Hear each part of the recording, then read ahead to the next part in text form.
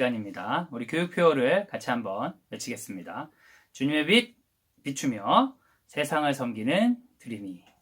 우리 계속해서 사랑 성품을 나누고 있습니다. 사랑이 넘치는 5월이 되시기를 예수님의 이름으로 소원합니다. 오늘 우리에게 주신 하나님의 말씀은 이사야 43장 21절입니다. 제가 읽겠습니다. 이 백성은 내가 나를 위하여 지었나니 나를 찬송하게 하려 함이니라. 아멘. 한번 따라해 주세요. 찬양은 왜 하는가? 오늘은 우리가 찬양을 하는 이유에 관해서 한번 나눠보려고 합니다. 어떤 사람은 찬양은 어린이들이 좋아하는 어떤 그런 활동 정도로 생각하기도 하고요. 음악을 좋아하는 사람들의 전유물처럼 생각하기도 합니다. 그리고 때론 우리 초등학교 고학년들은 저항 때 열심히 율동도 하고 찬양을 하다가 초등학교 고학년, 중학생, 고등학생 되면서 찬양 율동은 안 하는 그런 친구들도 있어요. 그럼 그 친구들이 노래를 안 부르냐? 그렇지 않죠. 아이돌 가수들의 그 춤도 추고 그 어려운 랩을 막 따라하고 하는데 찬양은 좀 안 하려고 해요. 약간 유치한 거? 이렇게 생각하기도 합니다. 굳이 이러한 찬양을 우리가 예배 시간에 굳이 왜 해야 될까요? 오늘은 그런 질문을 가지고 성경적인 이유들을 몇 가지 찾아보려고 합니다. 한번 따라해 주시죠. 찬양은 창조에 대한 자연스러운 반응이다. 첫 번째 우리가 찬양하는 이유는 우리가 창조되었기 때문입니다. 이사야 43장 21절에 보면 이렇게 써있죠. 이 백성은 내가 나를 위하여 지었다. 이런 표현이 있습니다. 하나님은 우리를 만드셨다는 거죠. 잠언에 보면 부모에 대한 규정들이 있는데요. 잠언 23장 25절에 내 부모를 즐겁게 하며 너를 낳은 어미를 기쁘게 하라. 잠언 17장 25절 미련한 아들은 그 아비의 근심이 되고 그 어미의 고통이 되느니라. 우리가 모름지기 우리를 자라게 하신 분들, 우리를 낳게 해주신 부모에게 잘하라고 성경에서 말하고 있습니다. 그게 그 잘한다는 건 잠언의 표현대로 어미를 기뻐하는 거죠. 즐겁게 하는 거. 그렇지 않으면 그 자식은 그 부모의 근심이 되고 고통이 된다. 이렇게 성경이 말하고 있는데요.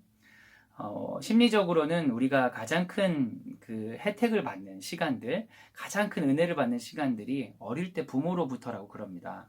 부모와 깊은 좋은 관계를 맺은 사람들이 그 관계를 넘어서 친구들과 깊은 관계를 맺을 수 있고, 새로운 어떤 이성과 또 깊은 관계를 맺을 수 있고, 그렇게 넘어가면 자기 자녀들과 깊은 사랑의 관계를 맺을 수 있다고 그래요. 그래서 지금 내가 뭔가 잘 사랑의 관계가 형성이 되지 않고 어떤 어려움이 있다. 그러면 심리학을 하는 사람들, 상담을 하는 사람들은 주로 이걸 이제 거꾸로 추적해 올라갑니다. 그래서 꼭 물어보는 게 있어요. 당신의 아버지나 어머니는 어떤 분이셨어요? 그래서 이 부모와의 관계, 부모와의 어떤 사랑의 관계가 그만큼 중요한 거죠. 하나님은 우리에게 이 어떤 부모와 같은 존재죠. 우리의 어떤 시작이 되신 분입니다. 그래서 우리가 하나님을 기뻐하는 관계, 하나님을 우리를 기뻐하는 관계가 회복되는 것이 우리가 영적으로 우리가 살아가는 데 있어서 굉장히 중요합니다. 찬양은 그와 같이 우리가 자연스럽게 하나님 앞에서 해야 되는 행위 중에 하나인 것이죠. 시편 148편 5절에 이런 표현이 있습니다. 그것들이 여호와의 이름을 찬양함은 그가 명령하심으로 지음을 받았음이니라. 우리뿐만 아니라 세상의 많은 피조물들, 하나님 만드신 모든 것들은 그 있는 그대로 하나님을 찬양한다는 거예요. 그 이유는 지은 바 받았기 때문이다. 찬양은 창조자를 기뻐하는 피조물의 자연스러운 반응입니다. 그래서 우리가 하나님의 자녀이기 때문에 찬양은 당연히 우리가 내가 하나님의 사람인 걸 깨닫는 순간마다, 내가 창조되었다는 걸 느끼는 순간마다 당연히 해야 되는 것이죠. 단순히 어린 아이들이 하는 율동이라든지 유치한 것이 아닙니다. 우리의 창조가 취소되지 않기 때문에 우리 항상 찬양할 이유가 있습니다. 자, 두 번째인데요. 한번 따라 하시죠. 찬양은 구원과 섭리에 대한 자연스러운 반응이다. 시편 136편에서는 하나님께서 하신 일들을 열거하면서 하나님을 찬양해야 된다고 이야기하고 있어요. 예를 들면 애굽의 장자를 치신 이에게, 그리고 홍해를 가르신 이에게, 큰 왕들을 치신 이에게, 그의 땅을 기업으로 주신 이에게 하나님께 감사해야 된다, 하나님께 찬양해야 된다, 하나님을 높여야 된다 하는데 그 이유들은 하나님께서 하셨던 일들이 너무나 많기 때문이죠. 그래서 찬양의 순간은 어떠한 순간이냐면 하나님께서 우리에게 하셨던 일들을 인정하는 시간입니다. 하나님이 우리를 사랑하셨습니다. 하나님 우리에게 은혜를 베푸셨습니다. 하나님 우리에게 감사할 일들을 허락하셨습니다. 맞습니다. 하나님 제가 그것을 인정합니다. 하나님께서 우리를 만들어 놓으시고 그냥 딱 끊어 놓으신 게 아니라 하나님이 우리를 창조하시고 우리를 구원하시기에 그 아들을 보내시고 그리고 우리에게 이제 복음을 전하기 위해 수많은 일들을 하시고 지금도 역사하심을 인정하는 그 시간이 바로 하나님께 찬양하는 시간인 거죠. 예레미야 20장 13절에 그런 성경 구절이 있습니다. 여호와께 노래하라. 너희는 여호와를 찬양하라. 가난한 자의 생명을 행악자의 손에서 구원하셨음이니라. 하나님이 지금 오늘도 우리에게 하신 일들을 바라보고 진지하게 성찰할 때 우리에게 찬양의 이유들이 살아나는 것이죠. 하나님의 일을 인정할 때 그리고 우리에게 생기는 유익이 있습니다. 그건 바로 하나님과 우리의 관계가 유지되는 것이에요.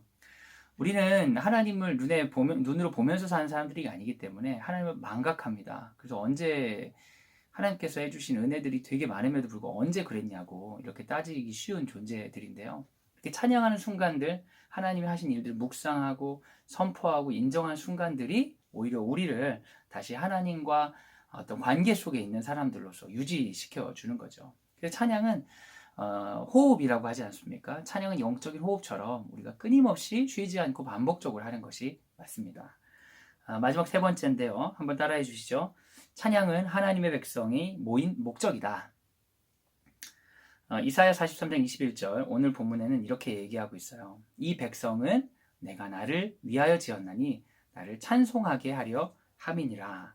근데 여기서 우리가 중요한 것이 너는 내가 찬양하기 위해 지었다 이렇게 나오지 않고 이 백성을 내가 지었다라고 표현하지요. 이사야는 포로기 때 선포한 예언자입니다. 이사야의 말씀을 듣는 그들은 사실은 하나님의 백성이라고 스스로를 여길 수가 없는 상황이에요. 포로이고 독립이 되어 있지 않고 자유가 없고 나라는 멸망하고 그런 상황이니까 이 백성은 내가 나를 위하여 지었나니 찬송하기 위함이다. 이런 선언이 그들에게 어떻게 들리겠습니까? 그냥 모든 사람은 다 하나님 찬송하라고 지었어 이렇게 들릴까요? 그러지 않습니다. 포로로 다 흩어졌던 그들이 이 백성은 나를 위하여 하나님 다시 이렇게 모으시고 지으시는 거예요. 그래서 모으시고 지으셔서 하나님께서 그들을 통해 하나님이 역사하셨고 그들이 하나님의 백성이라는 선포로서 뭘 받으시겠다는 겁니까? 찬양을 받으시겠다는 거예요. 출애굽기에도 이런 표현이 있어요. 출애굽기 5장 1절에 후반절에 보면 내 백성을 보내라. 그러면 그들이 광야에서 내 앞에서 절기를 지킬 것이니라. 바로 앞에서 몇 번이나 모세가 얘기하는 겁니다. 내 백성을 보내라. 그들이 나를 섬길 것이니라. 그들이 내 백성인 게 선포되는 그 장이 어디냐? 찬양의 시간입니다. 우리가 예배 시간에 모여가지고 찬양하는 게 별거 아닌 것 같지만 우리가 그렇게 찬양함으로 우리를 구원하시고 우리를 이 땅 가운데 모아주신 그 하나님이 승리하셨다는 걸 선포하는 거죠. 찬송은요, 내 백성을 향한 특별한 부르심입니다. 모든 사람을 찬송하라고 지었다고 성경이 말하는 것처럼 보이지만 여러분 잘 읽어보세요. 내 백성이 하나님께서 불러 모으신 내 백성이 정말 하나님의 불러 모으신 은혜로 모였다는 그 은혜의 자리의 선포가 바로 찬양인 것을 아시게 될 것입니다. 찬송은 하나님께서 우리를 통치하시고 우리 공동체에 임하셨다는 신호이면서도 선언입니다. 우리가 찬양하는 것을 보니까 하나님께서 승리하셨다. 이런 신호가 될 수도 있고요. 아직 이 세상이 완전히 하나님 나라가 되진 않았지만 하나님 나라가 될 것을 믿습니다. 그 나라를 속히 오시옵소서, 이 찬양을 받아주옵소서 이런 선포도 될 수 있다는 거죠. 그래서 찬양에는 하나님 나라에 대한 우리의 깊은 염원과 그리고 하나님께서 우리에게 원하시는 찬송하는 하나님의 소원이 만나는 자리인 거죠. 그래서 찬양은 생각보다 가볍지 않고 굉장히 감동적인 자리일 수 있어요. 그런데 우리가 찬양을 너무 쉽게 생각하고 그냥 일반 노래와 비슷하게 생각했을 때 찬양에 감동이 없고 찬양을 의미 있게 하기 어렵습니다. 그래서 찬양을 찬양답게 하기 위해서는 하나님이 하셨던 창조와 하나님이 하셨던 구원, 하나님의 이야기와 예수님의 이야기, 그리고 우리 삶에서 있었던 일들을 성경을 통해서 많이 배우고 그것을 믿고 성경의 진리가 내 삶의 영역에서 진짜라고 선포하면서 살아보는 역사들이 필요합니다. 그래서 성경을 통해 우리가 하나님을 깊이 만나고 내 삶 가운데 역사하시는 성령님을 깊이 경험하면 경험할수록 간절하고 진실하게 하나님께 찬양할 수 있는 거죠. 그렇게 하나님이 인정하고 간절하고 진실한 찬양을 할 때 하나님 그 찬양 받으시고 기뻐하십니다. 사랑하는 여러분, 우리는 핍박이 없는 시대에 살고 있고 어쩌면 더 열심히 찬양하라고 핍박이 아니라 찬양을 권면하는 시대에 살고 있습니다. 특별히 기독교인들에게. 그러다 보니까 찬양이 별로 귀하지 않은 것처럼 느껴질 수 있는데요. 이 찬송을 부르기 위해서 북한의 어떤 지하교회에서는 찬송가를 외워가지고, 서로 그 책을 볼 수 없으니까 외워가지고 찬송을 부르는 그런 이야기도 있습니다. 어떤 분은 찬송이 너무 하고 싶은데 찬송을 할 수 있는 어떤 상황이 안 되고, 그 나라가 이제 핍박하는 그런 선교지였기 때문에 찬송하기 위해서 더 숨어 들어가고, 하나님, 내가 이 땅에서 마음껏 찬송할 수만 있다면 너무나 좋겠습니다. 하나님 임하여 주시옵소서 간절히 기도했던 그런 선교의 편지도 제가 읽어본 적이 있습니다. 사랑하는 여러분, 우리가 이렇게 찬양을 한다는 건 하나님께서 우리 가운데 임재하시고 우리가 승리했다는 선언입니다. 그래서 이것을 할 수 있다는 것에 너무 감사하는 게 필요한 것 같아요. 저도 수많은 찬양들을 하다 보니까 이 더 음악적으로 좋은 노래를 하면 좋겠다, 뭐 이런 생각도 들을 때도 있고, 때로는 찬송보다 말씀이 더 중요한 거 아니야? 뭐 이런 생각을 할 때도 있었어요. 그러나 성경을 통해서 배운 것처럼 하나님께서는 우리의 찬양을 받길 원하십니다. 그래서 예배 시간에 찬양이 꼭 들어가는 겁니다. 우리 예배 드릴 때 우리가 지난 시간에 사도신경이 왜 들어가는지 얘기를 나눴는데요. 오늘은 왜 찬송이 들어갔는지 얘기를 나눈 거예요.